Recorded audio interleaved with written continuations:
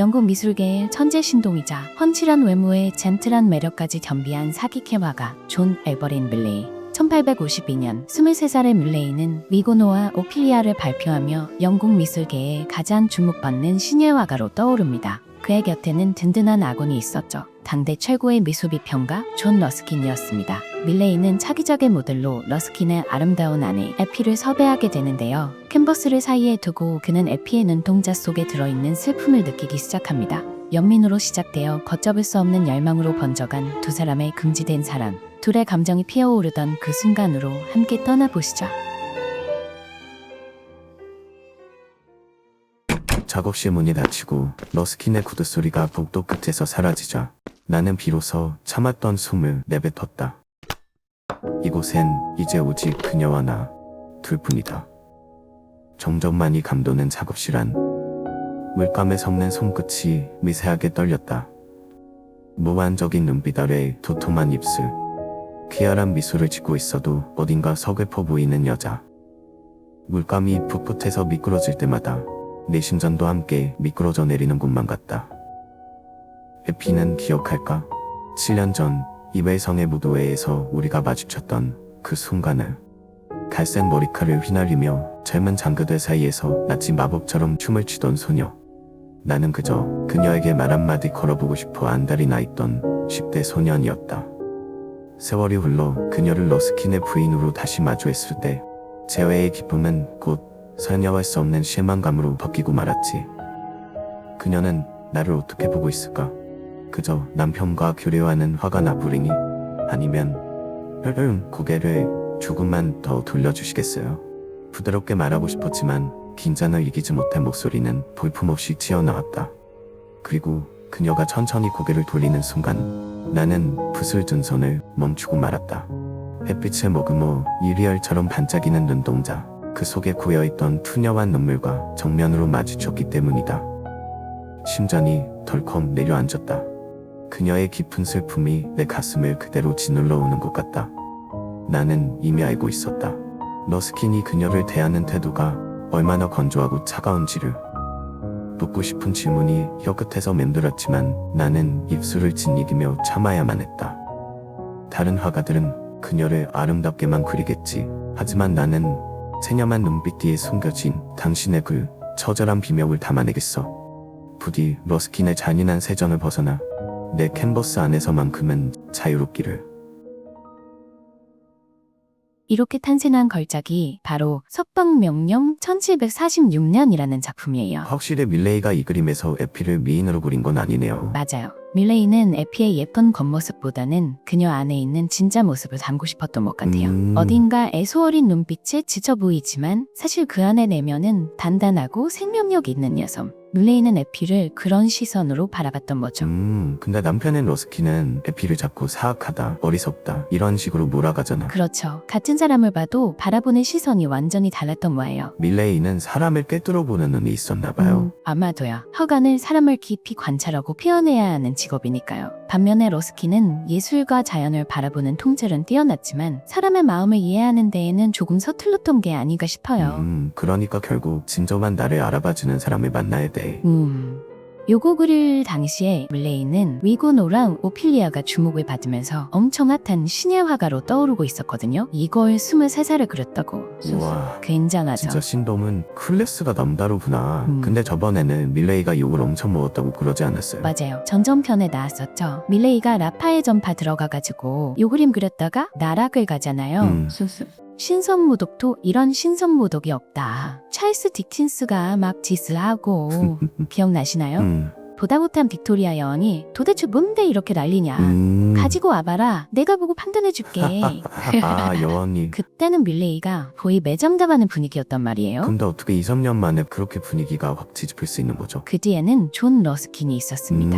러스킨이 라파엘 전파가 추구하는 정신에 엄청 공감했거든요. 자연 속에 있는 진실을 그대로 담아내려는 라파엘 전파. 이 젊은 화가들이 영국 예술계를 좋은 방향으로 바꿔나갈 것이다. 와이프한테는 새삼 차가웠던 사람이었는데 라파엘 전파한테는 은인이었네요. 은인이자 멘토 같은 존재가 되어주죠. 러스킨이 사실 라파의 전파 멤버들 가운데서도 특히 밀레이를 가장 편애했어요. 음. 밀레이가 시력도 제일 뛰어난데 성격도 제일 젠틀하고 반듯했거든. 로세치 이런 사람은 매력적이긴 한데 너무 자유분방하고 보헤미안스럽고 러스킨 자체가 좀 깐깐하고 품위 있는 사람이니까 밀레이를 보면서 자기랑 결이 좀 맞다고 생각했던 거예요. 그래서 둘이 자주 어울리면서 다음 작품 뭐 그릴 거냐 이런 얘기도 나누는 거죠. 그래서 들어봤더니 차기작은 스코틀랜드 반란 사건을 배경으로 한 여성의 이야기를 그리고 싶대. 그러니까 러스킨이 우리 집 와이프도 스코틀랜드 사람인데? 그럼 마침 스코틀랜드인 모델이 필요했는데 부인의 모델로 모셔도 될까요? 그렇게 된 거구나. 그래서 러스킨이 밀레이를 자기 집에 불러요. 집 한켠에 작업실 같은 걸 마련해줘가지고 아침마다 밀레이가 그 집으로 출근을 합니다. 이미 몸 부분은 다른 모델로 다 그려놓은 상태였고 이제 가장 중요한 얼굴만 그리면 되는 거였어요. 아, 그럼 둘이서만 작업한 거야? 그렇죠. 둘이서만 오. 밀폐된 공간에서 아침부터 저녁까지 오, 좋은데? 밀레이가 에피를 뚜루저루 관찰하면서 그림을 그리는 겁니다. 아이고야.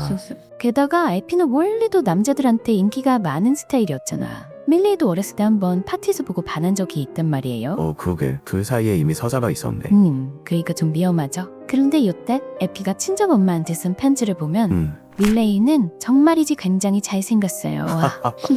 밀레이도 호감형이었나 보네. 밀레이가 키가 183cm 넘는 훈남에다가 에피보다 한 살 어린 연하남이었거든요. 그러면 여러분 생각해봐요. 이렇게 훈훈한 연하남 화가가 예쁜 유부녀를 매일 밀실에서 몇 시간씩 바라보면서 그림을 그린다? 그럼 남편인 러스킨도 좀 견제라는 걸 해야 되지 않아?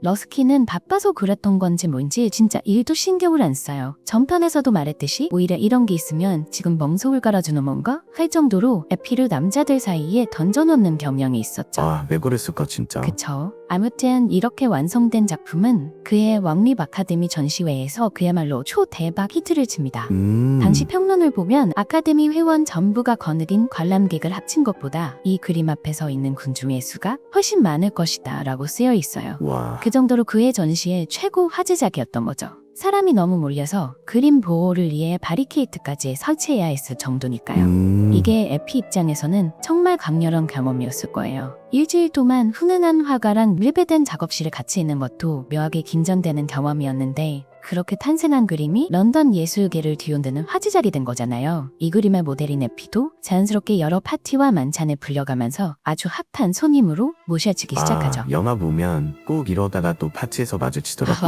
그렇지. 파티에 가면 또 마주치고 그럼 또 에피가 자기가 아는 상류층 인맥들한테 밀레이를 직접 소개해주기도 하고. 역시. 근데 뭐 여기까지였다면 솔직히 잠깐 스쳐가는 설렘 정도로 끝낼 수도 있었을 거예요. 근데 여기서 러스킨이 이러는 거죠. 우리 이번에 스코틀랜드로 휴가 가는데 같이 갈래? 자네 절친 헌트도 데려와.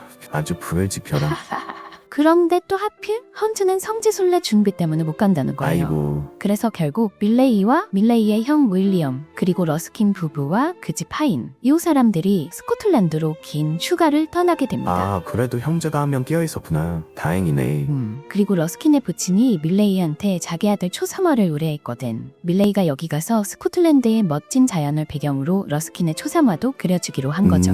러스킨은 거기서 자기가 쓴 두꺼운 책이 있거든요. 그 책의 내용을 정리하는 작업을 하기로 합니다. 디웬만 보면 되게 힐링 여행이에요. 근데 사실은 전혀 안 힐링이었죠. 암튼 여행을 시작한 일행은 스코틀랜드로 향하는 중간에 요 노썸버랜드에 있는 러스킨 친구네 성에 들르는데요. 야, 우리우리하다. 여기서 일주일 정도 머물게 되는데 밀레이는 여기서도 끊임없이 스케치를 하는 거죠. 러스킨도 그려주고 집주인도 그려주고 또 에피도 한 장 그려줍니다. 근데 다 그리고 나더니 이러는 거야.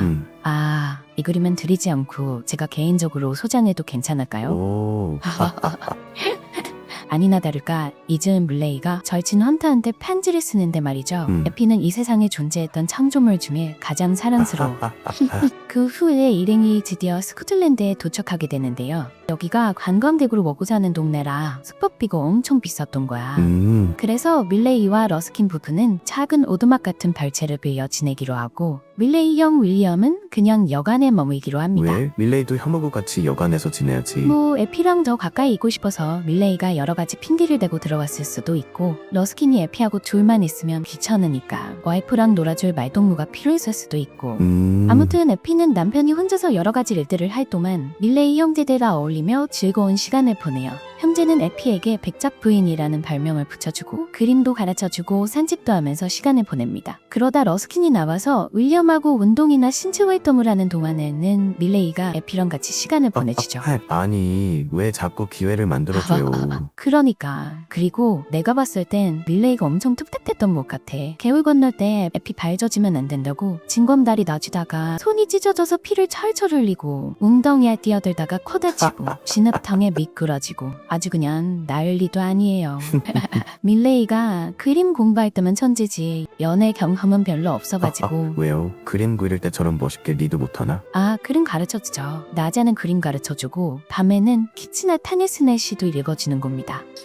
아우 너무 다정해. 6년 동안 차갑고 무심한 남편하고만 지내다가 저런 다정한 남자를 만났으니 에피가 안 설레는 게 더 이상하죠. 그럴 수 있지. 그리고 거기가 모기도 많고 맨날 비만 오는 척박한 곳이거든요. 야외 작업이 자꾸 취소되면 짜증날 텐데 밀레이는 이 오두막 생활이 너무 행복한 거야. 헌트한테 보낸 편지 보면 가관이에요.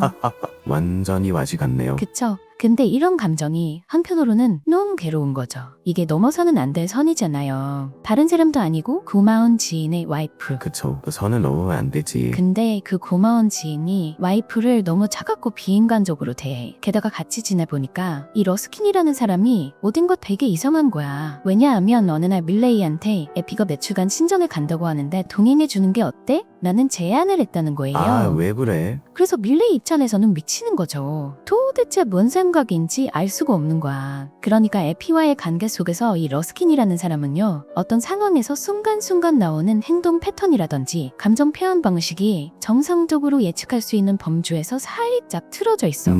그래서 지금도 이 인간이 왜 그랬냐 하고 생각하기 시작하면 답도 없는 미궁 속에 빠지게 됩니다. 같이 살면 정신병 걸리겠다. 이렇게 러스킨이 겉으로 봤을 때는 정상 같지만 사회적 어긋난 부분, 그런 부분을 밀레이가 같이 지내면서 느끼게 된 거죠. 그러다 보니까 에피가 자꾸 신경 쓰이고 그리고 자기가 하고 있는 게 사랑이라는 것도 깨닫게 된 거죠.